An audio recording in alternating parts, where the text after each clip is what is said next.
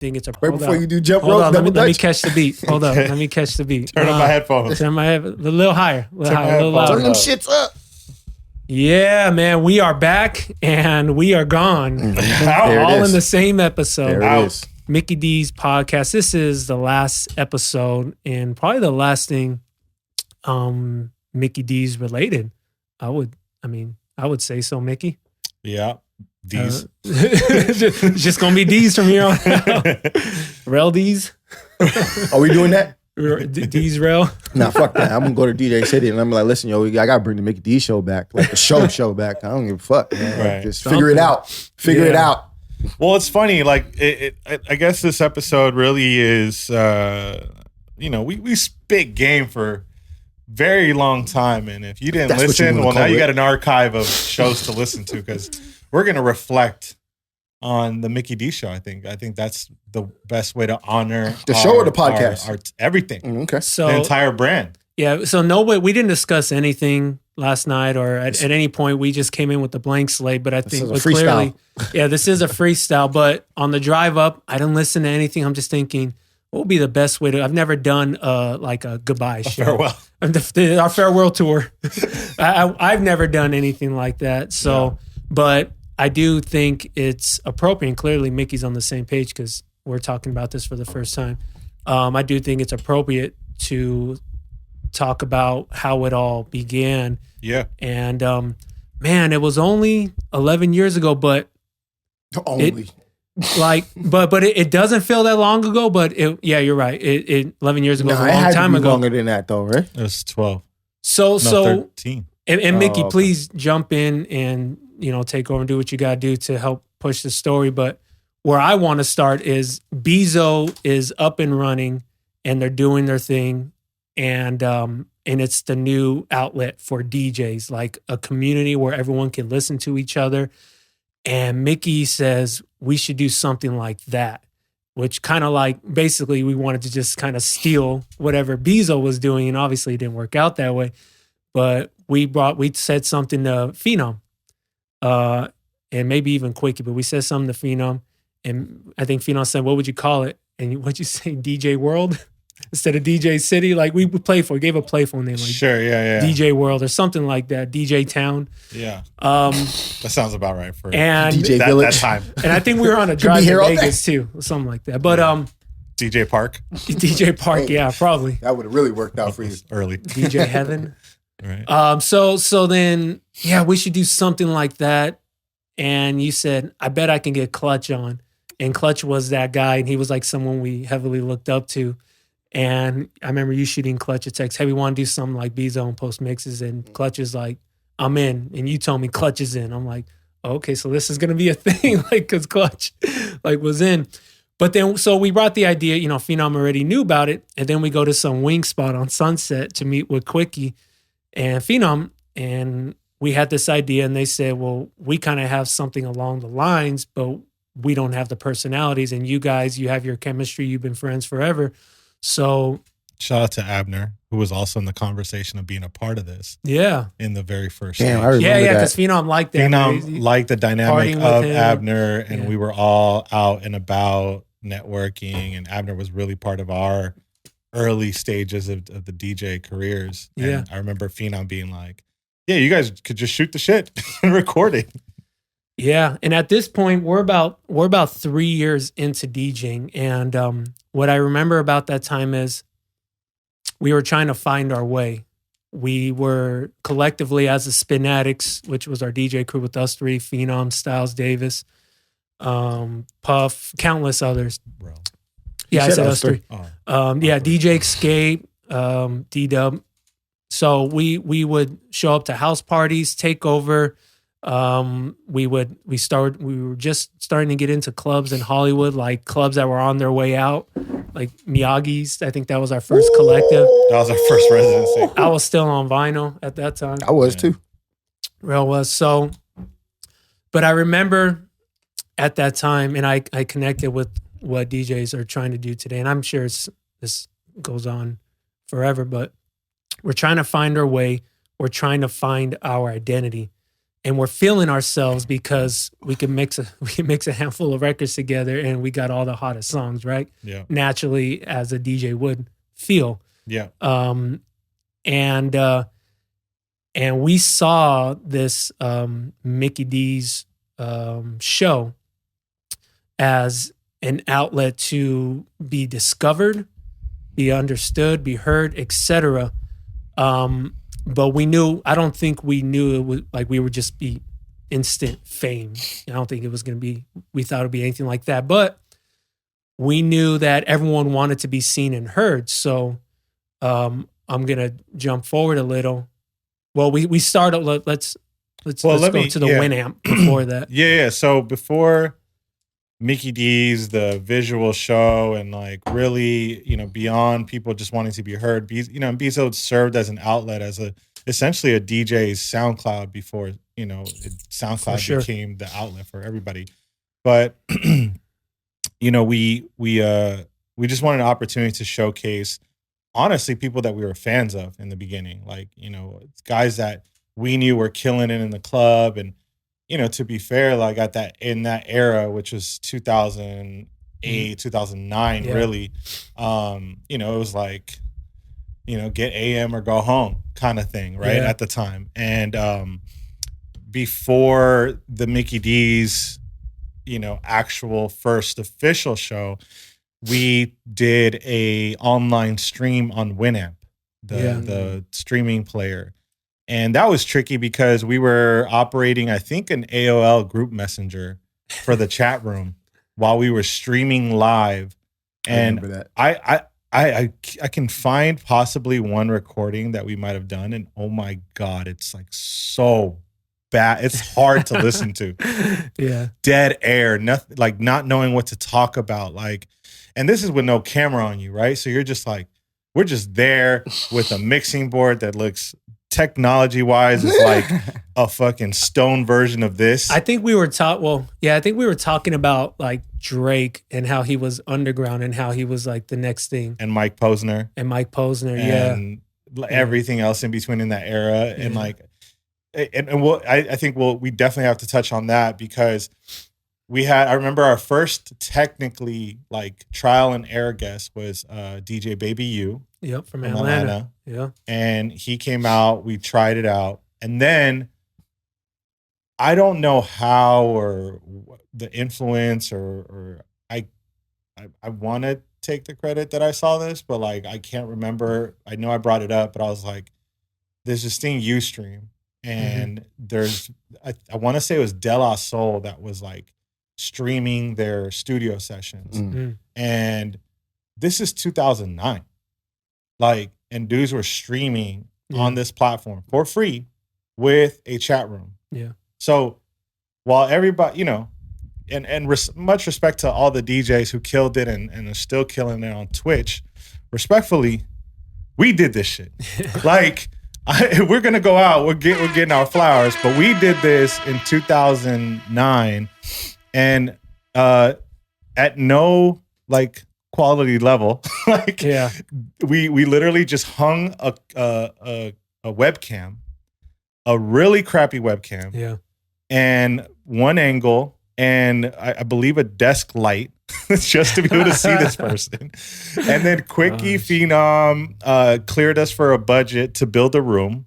Yeah, and us thinking, we're gonna prove that we're hard workers and this and that, and tried to build a booth. And I don't know why we needed a sliding window for the booth, but it took us like... It's a lot harder than it looks. Much respect to everybody out there that builds houses or any sort of construction. So they were patient with us and let us blow some money in the wrong places. And we built this booth. And the first official, not official, but the first guest was DJ Play and Devin from the UK. Mm-hmm. Yeah. And it was kind of a test stream to see, like, does anybody mess with this?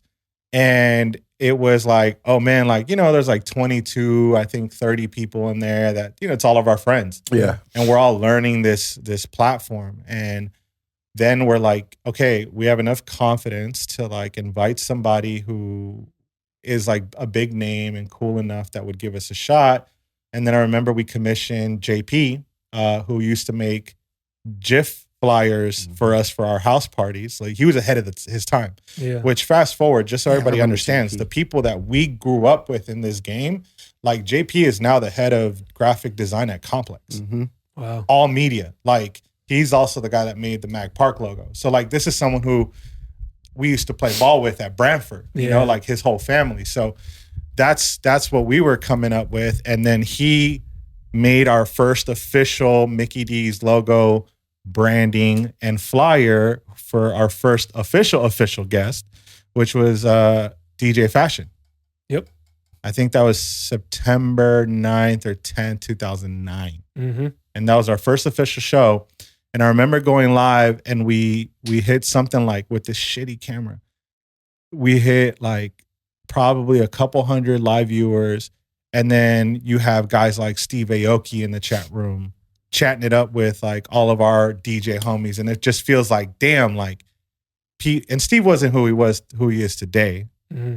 But we just started to see that community kind of build up to that first show. And I think that's when we realized like, okay, we might be onto something. Yeah. And I think, I don't think like shout out to all those guys that we had early, like Spider, Steve Sprite, Splice, Steve Wonder, Echo. Like there was just like basically all the homies, all the guys that are established and killing it. Like and they were killing it then too. And the fact that it may be because DJcity had a lot to do with it, but like again, we were up and coming, we were nobodies. And the fact that they were smart enough to see it as an outlet to be heard and didn't care who the hosts were. And be creative. And be creative because like I said, you never see these guys unless at that time, you never saw them unless you went to Vegas or you went to whatever city they were DJing in. And you had that one experience with them. But so again, everyone has Twitch now. Everyone can be seen and heard. Back then, you didn't have this luxury. So this was a big deal. And I remember it took a while for me, at least after so many episodes, I'm looking at this chat room and it is live and popping and it always had been. Yeah. But I'm looking at it like this chat room is the best thing about this show. Yeah. Like the guests are dope. They're community. Creative, but seeing this chat room rally off and talking about whatever. Like, sure, you can go back and rewatch Fashion Set and A-Track Set and all these guys, but being there in this moment and watching the chat room, sometimes the chat room was more live than the actual set and vice versa. But to see that was really dope. And it was just fun just to stare at the screen and see who's saying what. And you had a couple knuckleheads that you had to kick out every now and then who just didn't get it. But yeah, it just hit me. I forgot we opened and closed for these guys, but it kept us on our digging game because at that time, blogs were still big. I think SoundCloud was starting to come up. And so I used to get all my music, all my hot shit from blogs. And whatever DJcity was posting, I don't think I played much of it because I wanted the stuff that you haven't heard yet, the Goldfinger remixes. They originally wanted us to play shit from the top 10. Right. That's right. We're like, nah. Yeah, like Calvin Harris was doing remixes before he was Calvin, and I was playing that shit. And just before Moombahton kicked off, I remember playing like a Chucky edit of his big hit back in the day, a Moombahton version. But yeah, that was our outlet to show that we have range and be heard. And one thing that needs to be mentioned is the MikiDZ show was never about Mickey and Danger. It was about the guests. So when we would come on and introduce ourselves, the most you got out of us was, how was your weekend? Great. How was yours? Cool. All right. Well, very little talking. DJcity's got this 20% discount and blah, blah, blah. And, make sure you check out this. But all right, let's get to it. We got DJ so-and-so. So you never got a chance to really meet us or get to hear us and we were totally cool with that because we understood it was about the guests. It was bigger than us, yeah. And big ups to DJcity. They gave us a shot. There was, little to no budget in the beginning and we, like any other radio show, were compensated for our time. And then as the show continued to grow and as the show continued to be, contribute to what its legacy is now, you know, we actually had a nice, you know, source of income doing what we loved. And I got to give them. And we were living at home with our parents. Right. True. That helps. But you know, that it helped us, you know, kind of balance out while pursuing our DJ dreams, you know, and all that stuff. So, I mean, shit, they took us to WMC. They let it, 2 years, right? Did we do it twice or just once? Okay, Yeah, once with Crazy But they Chris. took us to, well, we went to New York before. Oh, yeah. And then we took Crazy Chris, who now does like all the music videos for Tyga And Aoki. Steve. and Steve Aoki. Like, Yeah. we were a big part of what, you know, early stages of some other people's careers, like, you know, so it was really a unique time and quite the experience. And I mean, we could sit here and name every single person that we had come through, but obviously, like, if you asked us in the beginning of our career that we would share, you know, the booth, if you will, with the likes of Jazzy Jeff, Richard Vision, Z Trip, Craze, A-Track, Four Color Zach, like, Yeah. I'm probably missing some other Vice. amazing people. Yeah, Vice. I remember at the end of our first season, we fucking hit it out the park. We had Sprite do a hip hop set, I believe, because he came early to do a EDM set. Yeah. And then he did like a backpacking hip hop set. Just Blaze. And I think he was recording his vinyl to do that set. Yeah. Like he put it all together for that. And then we had Scene, Vice, and I'm missing and Spider. Like that was how we ended the season, which I think was in Melody March. Also. Yeah. Was he in the show? I think maybe. I don't remember if he was in that lineup, but he definitely did it. Yeah, we had Just Blaze, and when Just Blaze did his set, he was playing unreleased music that kind of went, you know, viral. Complex wrote about it. Double XL wrote about it. You know, I don't know, Just Blaze on MikiDZ Show playing unreleased music. Blah blah blah. You know, I got to stop and say something about Just Blaze. You guys have watched the Kanye documentary. Mm-hmm. Yes. And even back then, Kanye was like, Just Blaze, like he's like a friend of me. Like we're cool, but we're very competitive with each other. Sure. And then I asked Just Blaze on the show, is there any beef between you and Kanye? He said, nah, we're just competitive. And then Kanye does Drink Champs and basically says, fuck Just Blaze, and was shitting on him. I'm like, that's because he was drunk. But that was probably that's one. And then two, I think that was the first time he ever said that. Yeah, probably at least open like that. Yeah, I never seen him say fuck Talib, and he said fuck Talib too. So I mean, everybody got the smoke on that show. I just thought it was interesting because we had Just Blaze and we talked we asked him about it because it just whatever. But yeah, so the show progressed, and then Mickey again has another idea saying we should do a podcast. I said, okay. And it was basically, the idea was a chance to tell our stories, to give our insights, because at that time we're about 13 years into DJing, and he mentions we should bring in Rel as Affirmative well. action. Yeah, that too. This nigga said yeah. And that. That was a setup.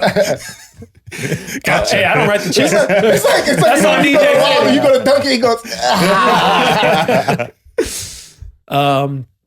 So yeah, we Just gonna sit that one out, bro. we bring Rel on, and again, it's more about us telling our stories. Like I had done a ton up until that point. Mickey had done a ton, and Rel as well. We all came up together. We know each other. Cool. This would be great to be heard. Yeah. And I honestly, I feel like I'm full, meaning I feel like, and speaking for myself, I said everything I needed to say for the community, because a part of that for me was connecting with the community and sharing insights and kind of exposing things speaking on things that are taboo, and just giving my perspective in my travels, in my relationships, in my experiences with agencies, etc. And I feel like obviously as we go, there will be more knowledge out there, more knowledge to share. But I feel like in my days of doing the podcast, I gave you everything I had. Like I feel like I left it on the court, and I learned as I was giving it to you, because I'd never done a podcast. None of us had done a podcast, and to speak into a mic is different than just shooting the shit with your friends at a bar, which it kind of, I mean, it might be easier if you were as loose as that, but you also want it to be productive and fun. But yeah, again, speaking for myself, I feel like I left it on the court for the community, and yeah, as moving forward, I'll find other ways and maybe even outlets to continue to have fun and educate and do what I can and share my knowledge. But I think that was really the sole purpose, aside from having fun, of the MikiDZ podcast, was to connect with everybody and share our stories, share our knowledge. And if you're listening, I really feel like you got a lot out of it. Jason Craig, who's up and coming and killing it, he says he has conversations with people, with other DJs, and they're like, how do you know this? And he says, bro, go listen to the MikiDZ podcast. Like, there's a lot of valuable information there. So I hope, and I think most of our episodes, you can go back and listen to it and still find nuggets within them. Obviously, the quarantining stuff and the COVID stuff will be irrelevant in the future. But yeah, I still think that it was that kind of podcast where you can just learn a lot from. Well, I'll say, like, also jumping in there, like, I feel like collectively we all kind of dropped the ball on not jumping onto Twitch when it was a thing, right? Yeah. Like, I did a stream for my birthday mid-COVID, and it was like, I feel like this is where the community is moving.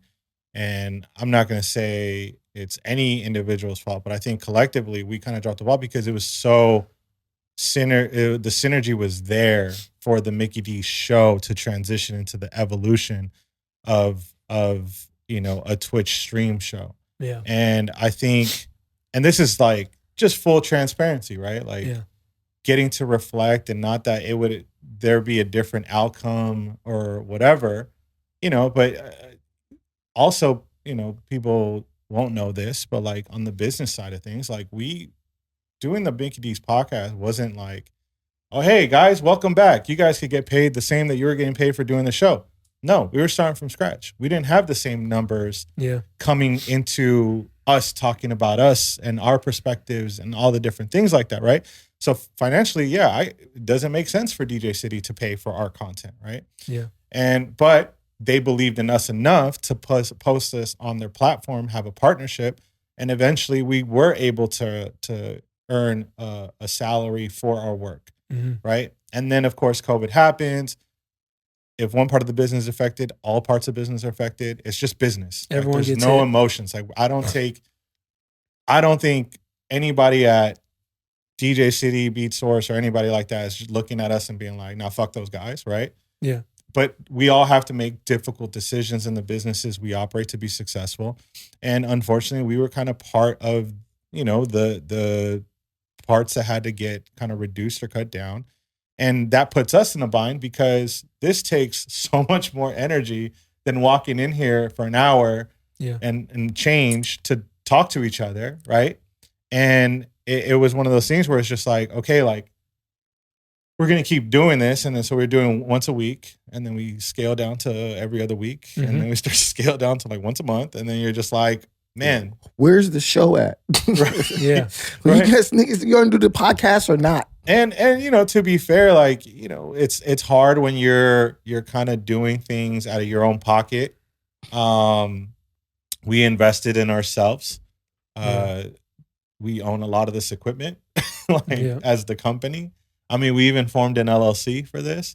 And it's one of those things where it's just like, you kind of live and you learn. And I think the other part of all of that is we're all doing very well in our respective individual lanes. And it's like one of those things where it's just like, look, we did a lot. We said a lot, whether it could have been cut better or covered better or shared better. Like, those are all things that we could sit around and think about. But the reality is, like, we put it out there, it's recorded, it's archived, we put in the work. And, as a business decision, I think everyone collectively just felt like, okay, like, this was a great chapter of our careers. Now maybe it's time to see how else we can use our energy. Yeah. And I'm, like I said, I'm totally Like I'm full. I'm totally happy with. I mean, I'm the type of person that looks forward to a new adventure. Like when I was in college, I would look forward to going home like every other college kid. But when I was on break and I had school next week and I had to drive back to New Mexico, like I was looking forward to that. Like no one likes school, but I was looking forward to that new adventure. Like it's cool for something to be over and to move on. And again, it's not like any of us are hurting. Like we're all doing very well. I'm busier than when we started recording this podcast. So, so for me, it's like, is it worth forcing this? Because that's what it would have been. It would have been a big force on our end. We reconnected. We were going to take January off and we reconnected and we started to talk about how to make the show better and what needs to be done and yada, yada. And it was just like, you know what? I'm good if we don't move forward. It would really feel like a force. And I gotta give Mickey his flowers because at some point last year, and I just hope you guys all have homies that are this honest with you. At some point last year, I asked Mickey something along the lines of giving his undivided attention to the podcast or asking him where the podcast stands in what he's doing because he's a busy man with multiple stores. And at this time, he was still kind of DJing. And he said, honestly, I think he said, it's not even in my top 20 things to do because you had the Pac Sun deal around the corner. You had this deal. You had all these things. And I said, cool. If he would have said, yeah, it is and lied to me, then I would have expected nothing but 100% from him. And I probably only would have got 50 or 60 or 70 and even 80 may not have been good enough. So I said, cool. I appreciate that. Now I know how to move what I need to do and what we need to do to move forward. And, I did what I could. We did what we could. And then it started to feel like it was being forced and the world opens back up. COVID, whatever. We're all back to traveling and Rel's back to DJing. Rel's actually glowing up in LA. He's like that dude. Sean ranked him the best DJ in LA. And Oh, Sean. I was like, you remember Sean? Forgot about that. You mean he don't even show up no more? Yeah, not even for the finale. Yeah, right? For the finale. I mean, he got a good reason.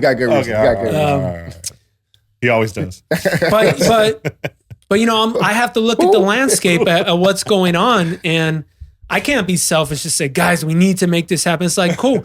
And if anything, to be honest with our listeners, a lot of it is ego pushing you to keep things going that don't need to be going, or to keep your 10 toes down, as they say, when they don't need to be down, because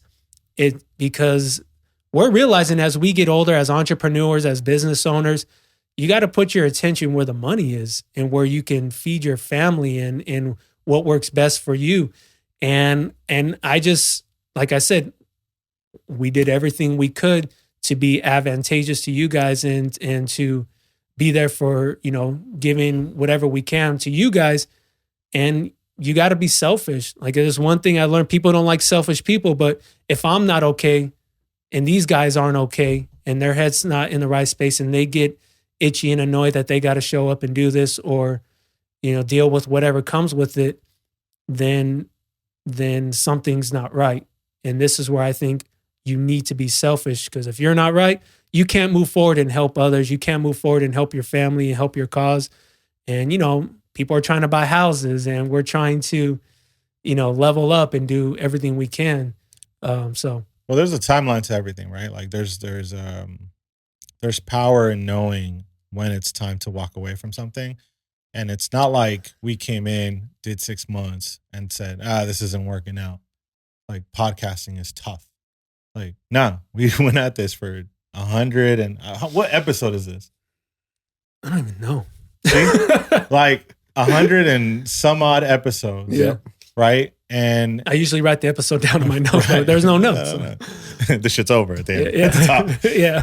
So, but we did 100 some odd episodes. It spanned across 2 years. It's not like we just came in and didn't try out the gate, right? I think we were all in the beginning and for a good portion of time. And then, obviously your surroundings, we had some difficulties in, keeping the entire team together, because a team is bigger than us three. Yeah. You know, for a pod, like you need someone who wants to edit, wants to record, wants to that same push, right? So like, and that's to nobody's blame. Everybody's just making the best decisions for themselves, and I think that's where, you know, again, similar to the conversation that you brought up with us having, like, I really just at the end of the day, like, I do this because I like to hang out with you guys for an hour, and if it kind of makes me do that because we're all busy as fuck doing everything else, right? Like, I'm beyond grateful and blessed in opportunities that take over my life, but it's like this is also a big part of my early career, I think, as a whole, and my personal brand. And it's one of those things where you're just like, all right, let's see if we can make it work like this or work like that, or maybe if I show up once a month, then maybe we can keep it going, and then they could do it a couple times without me, and then, you know, and you're just trying to figure out every which way, and then at some point you're just like, okay, like, I don't know, you know, I don't know if this is gonna work, because really now it's an expense for us. Yeah. Right? It's not only costing us money to put stuff together, or you know, Joe's probably got to spend like 2 hours watching a file upload so somebody else can cut the video. Like, that shit's time, you know, like it takes time, like dead. Like, yeah. Speaking for myself, that was the least fun I had every week, was uploading the file, re-listening to it, and then finding clips to cut out. And there's just nothing excited about it. And I think it could have been done better, but I was working with what we had. And we did that on our own for a long time. Yeah, we did that on our own. I mean, it would have been great to have in the budget someone to come and just cut and edit and do all that. I mean, shout out to Vlatz. He was holding it down for us. I would send him the video file, and he would match up the audio and cut the clips. And I was the one researching what do I think will be the best engaging. And, you know, I'm sure there was disagreements on that, but I'm going like, I want to make sure Rel's heard. I want to make sure Mickey's heard. And I didn't, you know, want it to be just about how strong my thoughts and opinions were. But yeah, no, it was just the least fun I'd have during the week. And, you know, there's a lot of shit you do during the week. That was the least fun. And I just wanted to avoid it, but I knew it had to be done by a certain time. And I didn't want anyone to say, hey, where's this and that? Like, I always made sure it was in there Wednesday or Thursday. And then, you know, shout out to Sean as well. He stuck around when the everything got cut, and he stuck around as long as he could to continue to help and cut the videos and all that. So, and then before that, it was Mickey who was cutting the videos, and I think that's when he was just like, yeah, I can't. Fuck this shit. I can't do this. Like, I'm running a store. I've got all these things going on.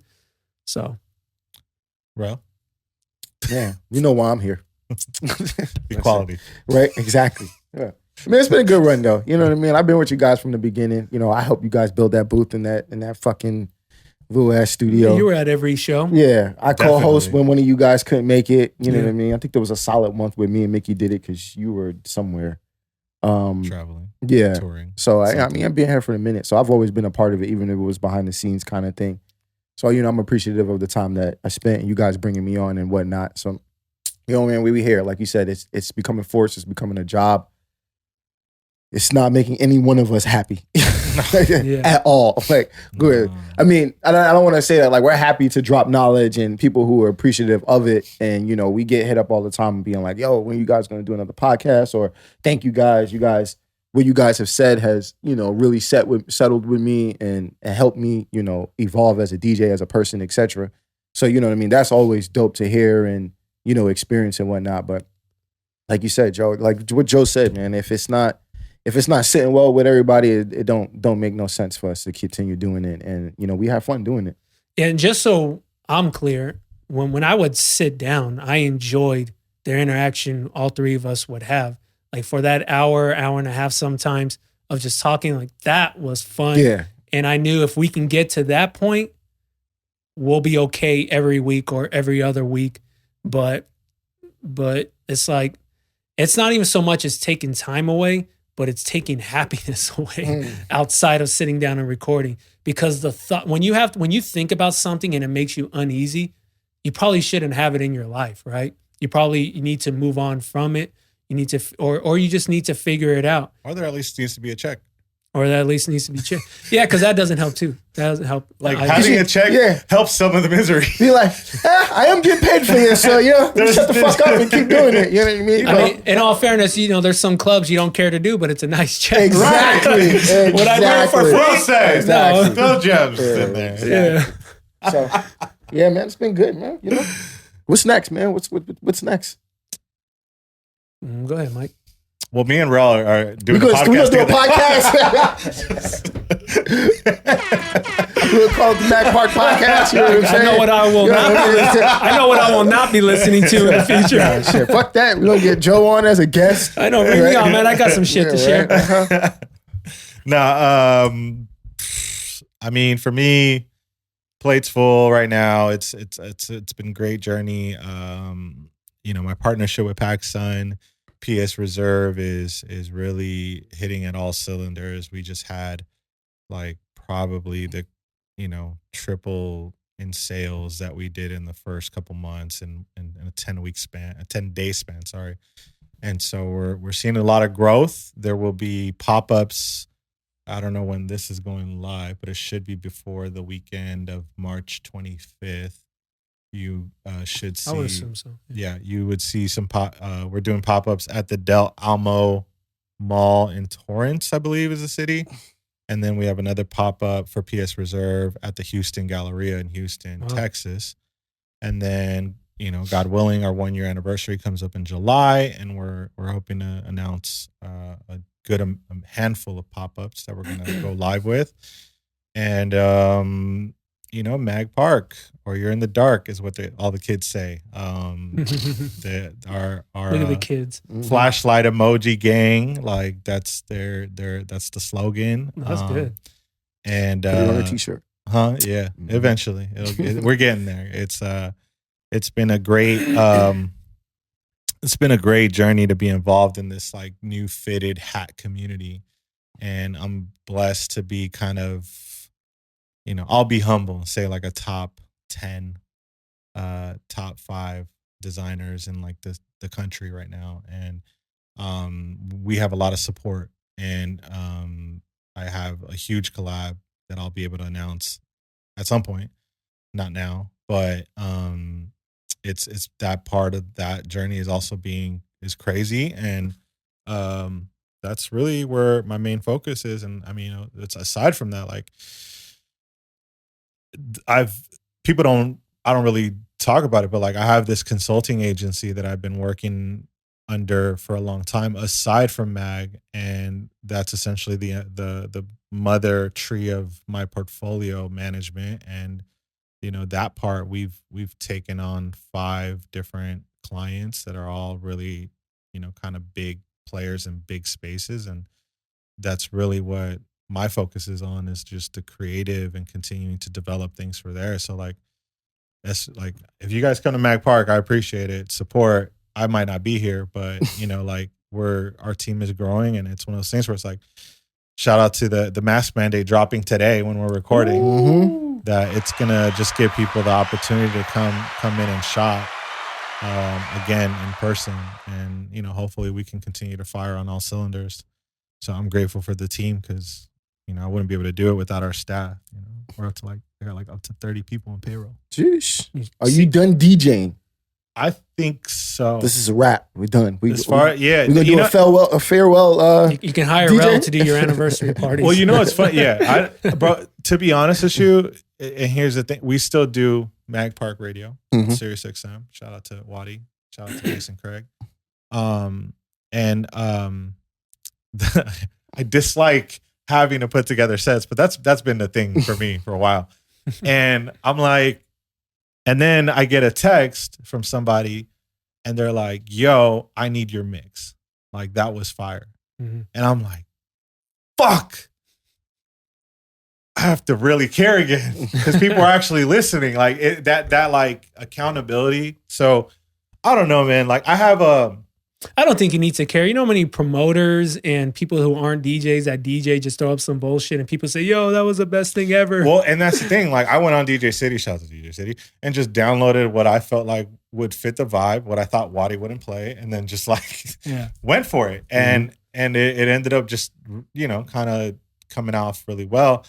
And but more than anything else, it's just like, I don't know, like it's just so much happening that it's like it's tough to even like wrap my brain around putting a set together, being handed drinks and being like, nah, right? Like, and then possibly losing a day somewhere else. Like, I feel like right now it's like kind of like step on their next season for me.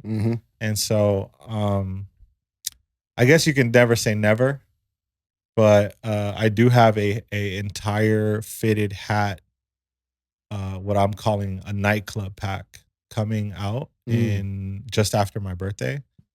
And I'm gonna drop it at a club. Creatively, I think it's gonna really change the game. Nice. So, there it is. So I'll be in a club. The question still remains: am I DJing that night? So I'll think about it. Will he come back like Jordan, wearing the 4-5? But I'm gonna say like 95% done. Like there's only one person that texts me that's like, just come DJ, and that's Kevin. Yep. Right. Like, it's not even a negotiation. I don't even ask a rate.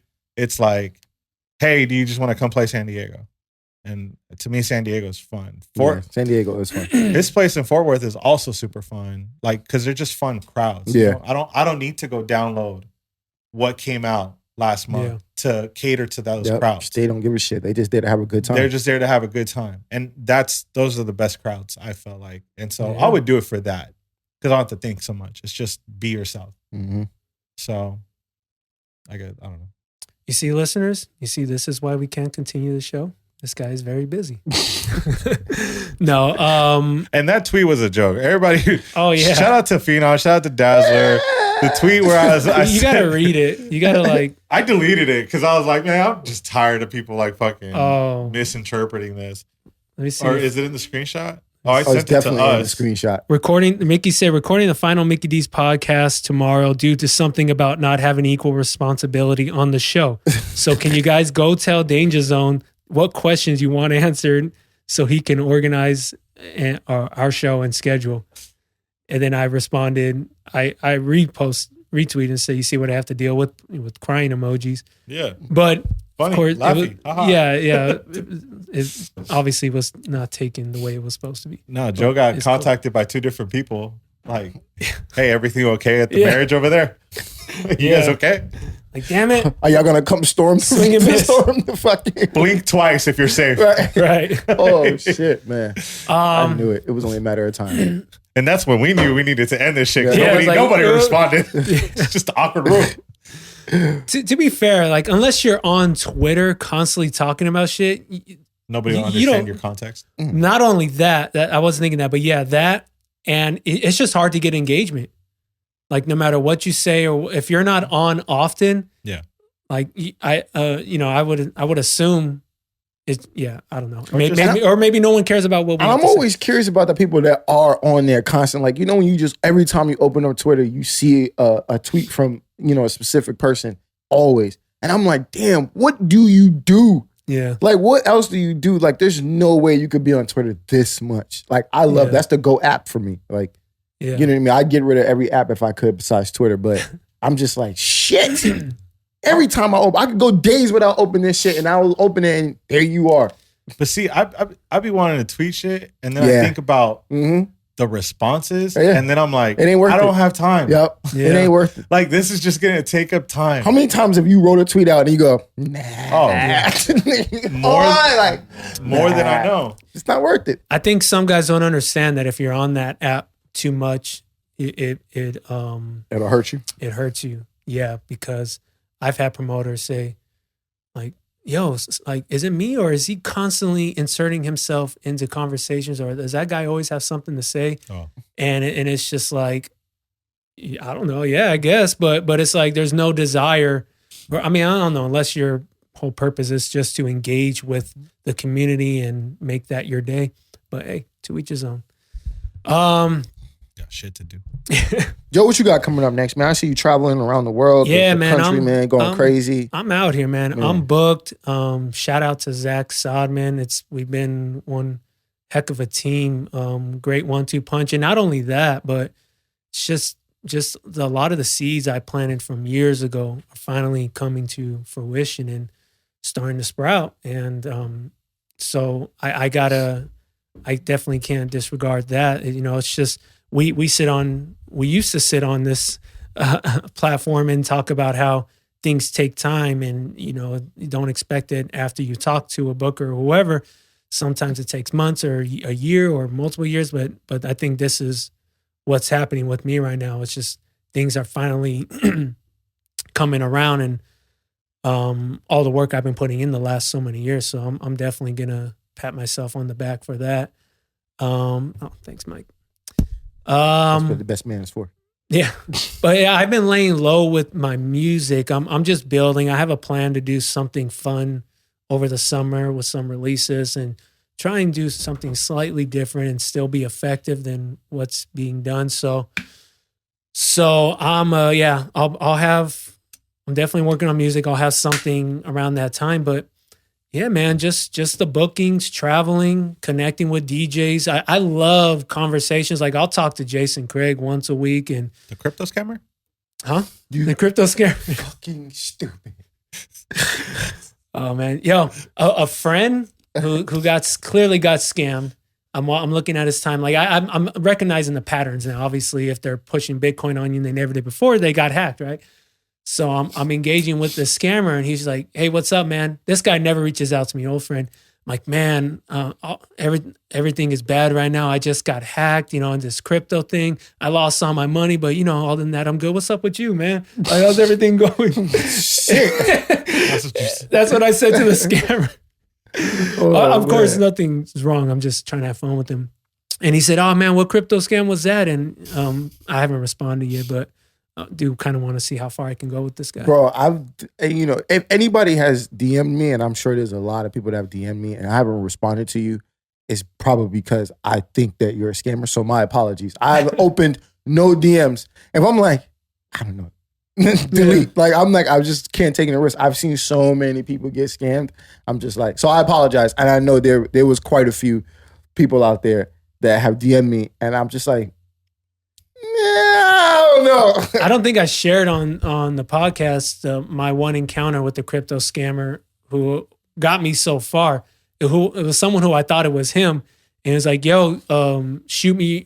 I can get you, you know, $500 and then more on top if you shoot me this and that." And I was like, "Okay." He said, "Shoot me your Venmo or something like that." And I was like, "Okay, cool." And I sent it to him, and he was like, "Dope, you qualified or you won in our raffle. Shoot me your password or you shoot me your password, and I gotta show that you're an employee here and put this and that on your Instagram." And I'm starting to think like, that's some Tinder swindler shit. I'm thinking like, well, that don't sound right. you want my password? That don't sound right. The enemies are after me. The enemies are after me, man. They're full force. And I'm just like, I just want to ask Jason what he read. Yeah. What made you click, bro? And so I'm like, I don't know, man. That sounds kind of wrong. Like we're cool and all, but I don't know if I'm trying to give you my password to Instagram and all. Like, nah, bro, I promise. And so now he's getting pushy, and this guy was never like this before. And then he ended it with, I left him after this. He ended it with, "Oh, it's because I'm black, huh?" Ooh, that's some shit I would say to you. That's like what Crypto Real Scammer would say. Exactly, right? And I say, "Yo, that's for sure isn't you." I mean, the dude was black, but I'm like, nah. And I was like, "Yo, I'm trying to call you. Pick up my call. I need to see." That's what I was saying. I was like, I tried FaceTiming him. I tried calling him. I was like, "I need to see that it's you, man. Fuck this." "Nah, I can't. I'm at work." I'm like, "So you can take the time during work to text me, but you can't get on. You can't just show me your face for like a second." "Nah, man, you know, they got us over here, this and that." I was like, all right. But yeah, that's all I got going on, man. I ain't gonna get into no scamming. That's not a part of my They Jason were like, they got Jason good. They're like, "You want a headline towel? Click here." Right. That's the future. Scammer. Level up, scammers. Yo, you know, what you call from Philly got scammed too, but he got his shit back quick. Yeah. Mike. Yeah. Lowry? Yeah, he got his shit scammed. I saw that, but he got his back. He was like, "Yeah, I got scammed, but you know, I'm back now," or whatever. So I was like, "Oh, that's dope for him." It's because he's white. Speaking of Philly, I do have for those interested in catching me live, since you won't catch me on the internet's live. I do have shows up in Philly. Throwing up the party rock? No, this is me part. I'm right here. I'm right here. Yeah, no, I guess you can say I'm a resident at HQ, so I'll be out there bi-monthly, and I'll be in Fort Lauderdale at the new club, Angelus, every month, and everything else kind of feels like every other month in what I'm doing. So, yeah, if you're interested in catching that, and I will continue to do my club recaps. That's a fun new thing, breaking down my set and all that. Won't do it often, but I will continue to do that. So, Rel, what you got? Shit, man. You know me. I'm focusing in on my traveling. Wifey and I are focusing on the Rel and Rose brand. Just getting there. Yeah, I'm trying to get the fuck up out of LA. With all due respect to LA, I love LA. You know what I mean? But just trying to get something different. I'll be in Philly. I'll be in AC. I'll be in Charleston. I'll be in New York coming up. So, you mean get out of LA traveling, getting busy, not like moving? Not moving out of LA. Yeah. Just and when I do move out of LA, it'll just be towards San Diego. So, it won't be like I'm not leaving California. Still like California state tax. Yeah. Exactly. Like, I wish I could escape that shit, but I can't unless I want to move to Texas, and apparently they don't like niggas in Texas. So, Arizona's nice. It's just you ain't really gonna hot. get that affirmative action shit over there, brother. Hey, listen here, boy. So, Whoa. oh, okay. Somebody's racist. Yeah. Other than that, man. Yeah, I'm just focusing on that. We got the show, and you know, Mickey was saying how it's hard for him to put these mixes together and whatnot, and because he got everything else. And I find it because I put the show together that I'm like, fuck, I got to do another mix. Fuck, I got to remember I got to do another mix. I got to do another mix. So, yeah, I've been a little lazy about putting the mixes together because I'm the one that's got to like, yo, I need the mix. Yo, I need this. I need that or whatever. So it's just kind of like, all right.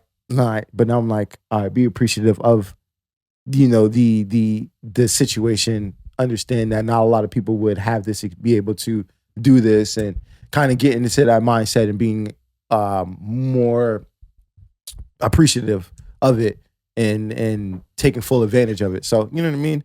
Shout out to Phenom, man. He's been really looking out. Kevin reached out and was just like, yo, you want to spell in Chingon? And me and Phenom rocked it out. Got a good amount of good feedback. I'm sure he hit you up about it. But other than that, yeah.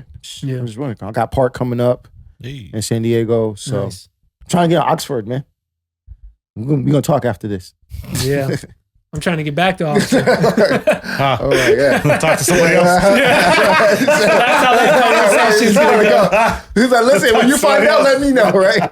No, and it's funny because I talked to J-Rock the morning after, and the feedback was great. But Oxford is just one of those situations where it's like they got their guys, and it's like, you know, you got to respect it, and it's all good. But yeah, and if we didn't express this enough, we really appreciate the listeners, the clicks. I know Jason and Double Down, you know, would repost us, Jason Weiss, and then of course Jason Craig, So Phenom, Nitro. I mean, these are some of the listeners that constantly listen and shouted us out. Steezy D. I'm just going off the top, but big thank you for listening, asking us questions, engaging, getting involved. The people that did that bingo thing last year, remember that shit was fucking hilarious. The people that remember we did the DJ bingo. Yes, that was fun. Like those moments were the highlights. I think I can speak for all of us. For us on the show was that engagement, that connection. We did a run out in Boston. Right before COVID, right as COVID's kicked off. So, you know, we thank those people that showed up to that and were a part of that. And yeah, just a million thank yous to DJcity, Styles, Quickie, Phenom, and all the guys over there that helped push it. Rob, Anthony, Lucas, Daz, who just continue to work with us. And yeah, just to keep this, continue to keep this thing going. Forever thankful for the opportunity and keeping this going for us. Long live MikiDZ Show. Yeah, man. And for the last time, we are out. Peace.